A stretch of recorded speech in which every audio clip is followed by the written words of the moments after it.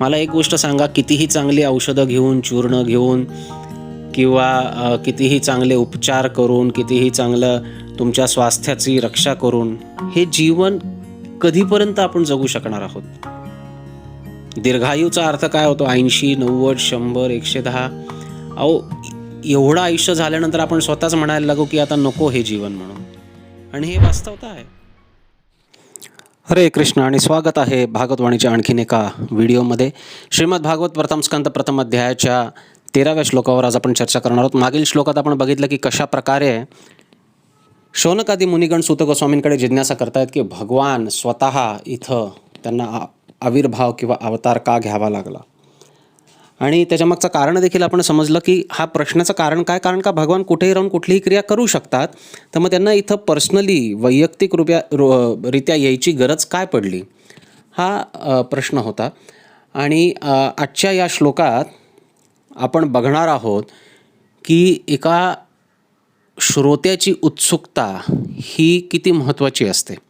जर का जगातील काही रहस्य आपल्याला समजून घ्यायची असतील किंवा या सृष्टीतील काही रहस्य आपल्याला समजून घ्यायची असतील, तर आपल्याला प्रामाणिकपणे अतिशय उत्सुक असणं आवश्यक आहे. प्रामाणिकपणाचा अर्थ काय?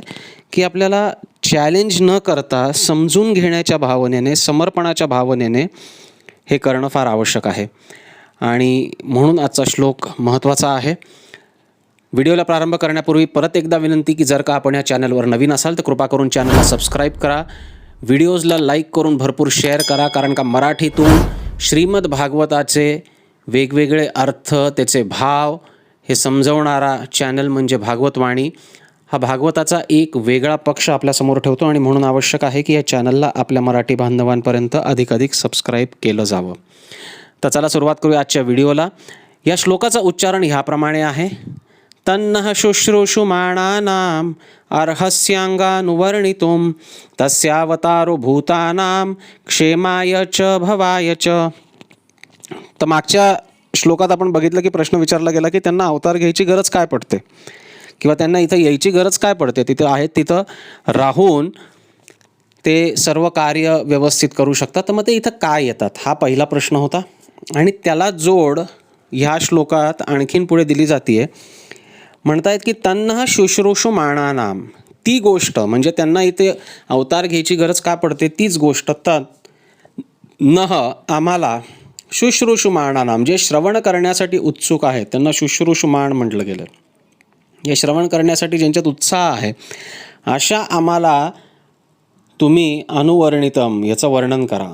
अनुवर्णितम म्हणजे क्रमशः, अनुक्रमेण वर्णन करा. ह्या तत्वाचं कारण का, हे तत्व एका शब्दात समजवण्यासारखं नाही आहे.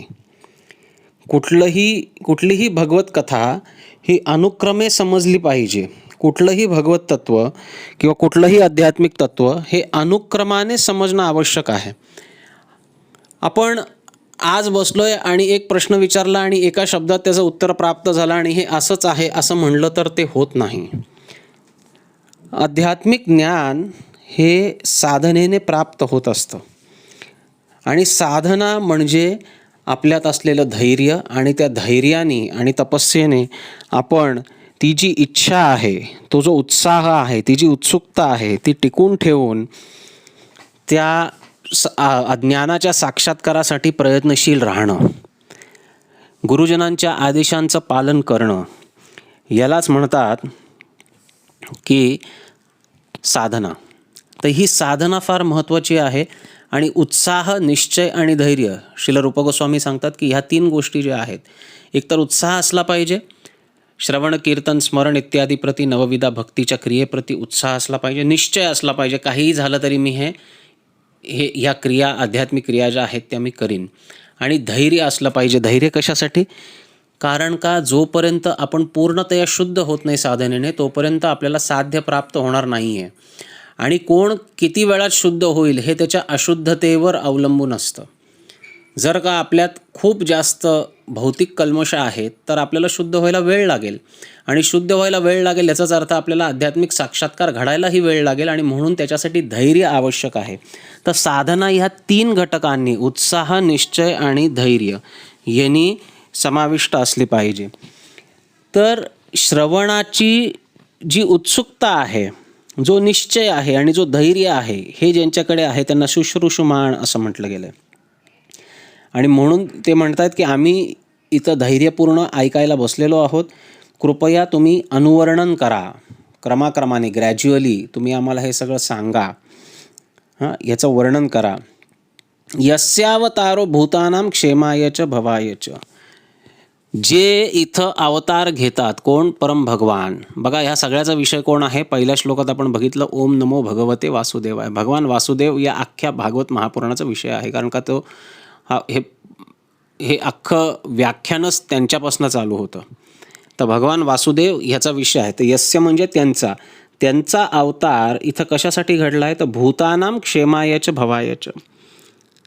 तर शौनकादी मुनिगण म्हणत आहेत की इथं ते अवतार कशासाठी घेतात? तर सर्व जीवांचं क्षेम आणि कल्याण करण्यासाठी ते इथं अवतार घेत आहेत.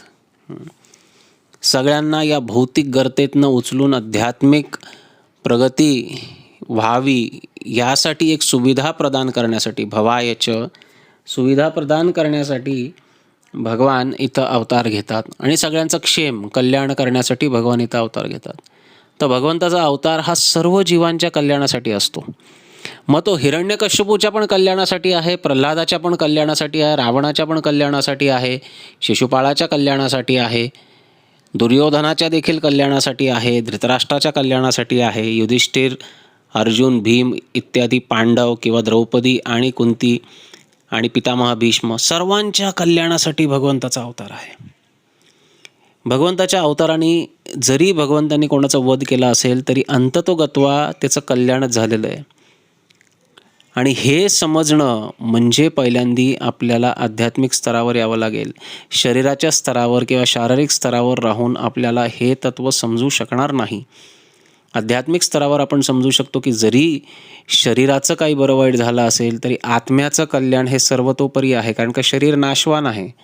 मला एक गोष्ट सांगा, कितीही चांगली औषधं घेऊन, चूर्ण घेऊन किंवा कितीही चांगले उपचार करून, कितीही चांगलं तुमच्या स्वास्थ्याची रक्षा करून हे जीवन कधीपर्यंत आपण जगू शकणार आहोत? दीर्घायूचा अर्थ काय होतो? 80, 90, 100, 110. अहो एवढं आयुष्य झाल्यानंतर आपण स्वतःच म्हणायला लागू की आता नको हे जीवन म्हणून. आणि हे वास्तवता आहे. वयाची 100 गाठल्यानंतर कैक लोक अशी आहेत जे प्रार्थना करतात की भगवंता आता बास, आता हे आयुष्य मला नको, कारण का त्यानंतर हे शरीर खूप त्रास द्यायला लागेल, तुम्ही ह्याला तसं टिकवू शकत नाही. जरा आणि व्याधींनी ग्रस्त झालेला मनुष्य जगण्याची काय इच्छा ठेवेल? त्यामुळे मृत्यू ही भगवंताची कृपा आहे.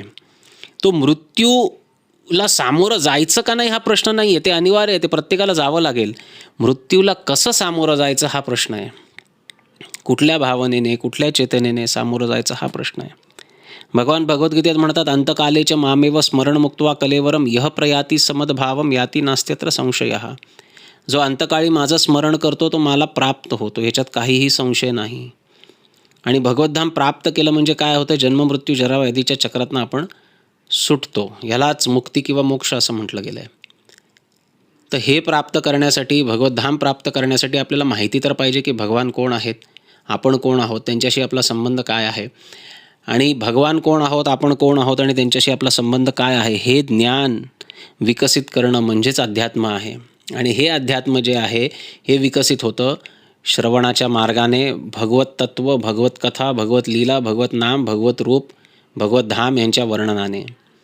आणि हे ऐकून घ्यायचं धैर्य, हे ऐकून घ्यायचा उत्साह आणि हे ऐकून घ्यायचा निश्चय साधकाच्या मनात असेल तरच तो साधक म्हणवला जातो. तर एका साधकाची ही योग्यता आहे, पूर्व योग्यता आहे, प्री क्वालिफिकेशन आहे की त्यांनी श्रवणामध्ये उत्साहित, निश्चयी आणि धैर्यवान असणं आवश्यक आहे. ते झाल्यानंतर आपल्याला योग्य वक्त्याकडनं भगवत अवतारांचं ज्ञान प्राप्त होतं. ते अवतार कसे आहेत? तर ते सर्व जीवांचे. भूतानामचा अर्थ असा नाही की मनुष्यांचे, भूतानामचा अर्थ असा नाही की पशूंचे नाहीत किंवा प्राण्यांचे नाहीत आणि फक्त हिंदूंचे, मुसलमानांचे नाहीत, सगळ्यांचे. भूतानाम म्हणजे प्रत्येक देहधारी जीव.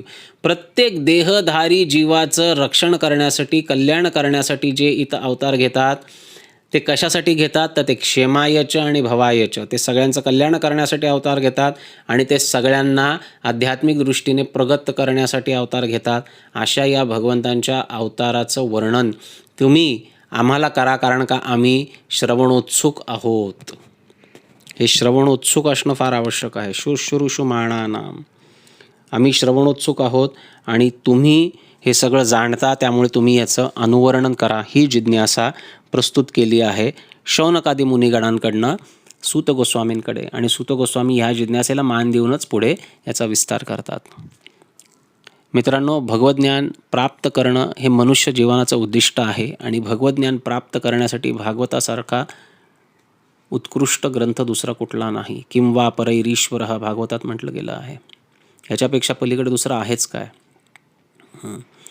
आणि म्हणून या भागवताच्या ज्ञानाला आत्मसात करणं, समजवून घेणं आणि आचरणात आणणं हे प्रत्येक मनुष्याचं कर्तव्य आहे. हे ज्ञान प्रत्येकापर्यंत पोचवणं हे आपलं कर्तव्य आहे.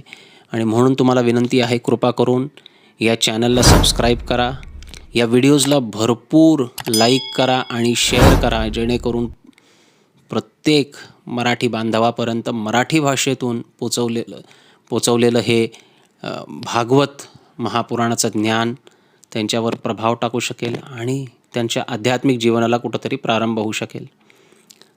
तुम्हाला जर का आमचे व्हिडिओ आवडत असतील आणि तुमच्या मनावर याचा प्रभाव पडत असेल तर कृपा करून ही सेवा अवश्य करा. चॅनलला सबस्क्राईब करा, नोटिफिकेशन बटन ऑन करा, व्हिडिओ लाईक आणि शेअर करा. आणि अशाबद्दल आम्हाला भागवत तत्त्वज्ञान सर्वांपर्यंत पोहोचवण्यासाठी मदत केल्या कारणाने आणि ह्या चॅनलला जोडून राहिल्यामुळे आपल्या सर्वांचे खूप खूप धन्यवाद. भेटूयात पुढच्या व्हिडिओमध्ये. तोपर्यंत हरे कृष्ण.